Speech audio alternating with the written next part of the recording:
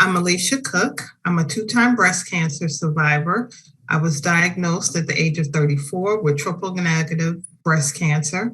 I received all my treatment via clinical trial, and that treatment included a lumpectomy in addition to 10 cycles of chemotherapy and 6 weeks of radiation. So some of the questions and areas of uncertainty that I faced during treatment or once my breast cancer was identified stem from the fact that one, I have a family history of breast cancer. So one of the questions that initially that I faced or areas of uncertainty was in regarding whether or not I wanted to have a mastectomy or a lumpectomy. My surgeon felt really strongly that she could, get the tumor in addition to the lymph node area during surgery. However, she understood if I decided I wanted to do a mastectomy to try to prevent future occurrences of breast cancer. Ultimately, I opted for the lumpectomy because I felt really confident in my care team. I felt really confident in my surgeon and then also in my oncologist. One of the other uncertainties or questions that I was faced with was whether or not to participate in a clinical trial. At the time, I was working in a field where I was familiar with a clinical trial and what that meant, but having to face that question as a patient or a potential participant was something totally different. And so one of the things that I did, I was able to reach out to other physicians and explain to them the trial that I was being offered to participate in, and then ask them what their thoughts and opinions were. Some of the challenges that I experienced while receiving treatment mostly related to the fact that I did decide to participate in the clinical trial. The arm that I was randomized to was challenging in and of itself, and that it involved frequent visits to the hospital outside of the times when I had to come and get treatment. So it involved injections of a stimulant to keep my white blood cell count up. And then in addition to, I had to go in to get another stimulant to keep my red blood cell count up.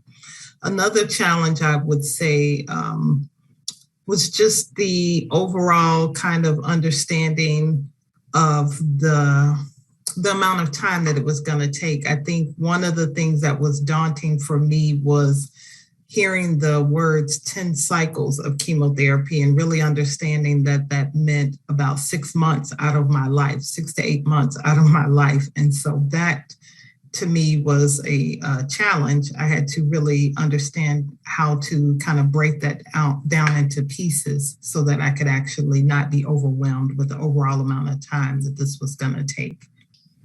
I had a really good health care team. I think if I were going to say anything that could have been improved, maybe providing more access to mental health resources, support groups, and things of that nature. That was not something that my care team immediately kind of linked me to. That was something I found more when I got into advocacy after I was done with treatment. So local resources for women going through breast cancer. One of the good local resources would be Sisters Working It Out. That's an organization that is local to Chicago. They do a lot of work providing women with mammograms in addition to providing them with additional resources in terms of being a support system for women going through treatment.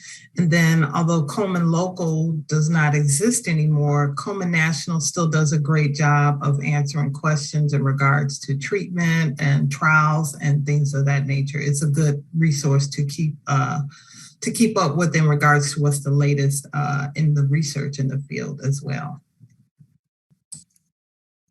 Advice for other women going through breast cancer or facing this disease. One of the things that I've learned is to, again, break things out into kind of segments or pieces. So when you're first told that you have breast cancer and you have to undergo a mastectomy or a lumpectomy and then radiation and chemotherapy and things of that nature, it could really sound daunting. It really sounds like it's a huge, long amount of time. But one of the things that helped me was to break it out into pieces to say, okay, I'm going to get through this first cycle of chemotherapy and then don't start to think about the next cycle. Just get through that first one, say, okay, I did it, and then face the next one. So take each piece at a time. Don't look at it in its entirety because it can be overwhelming.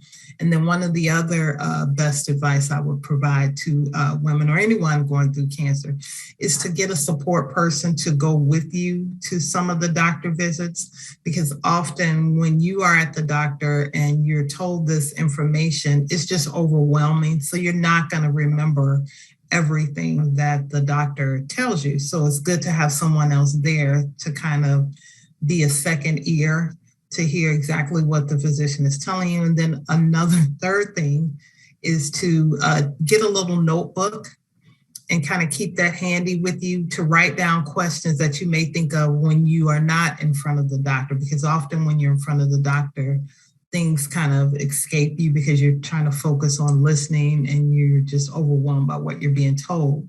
But if you think of questions later, you can write it in the notebook. And then when you go back to the next doctor visit, you can make sure to get your questions answered, or you can email them to the doctor or call the doctor even instead of waiting for your next visit.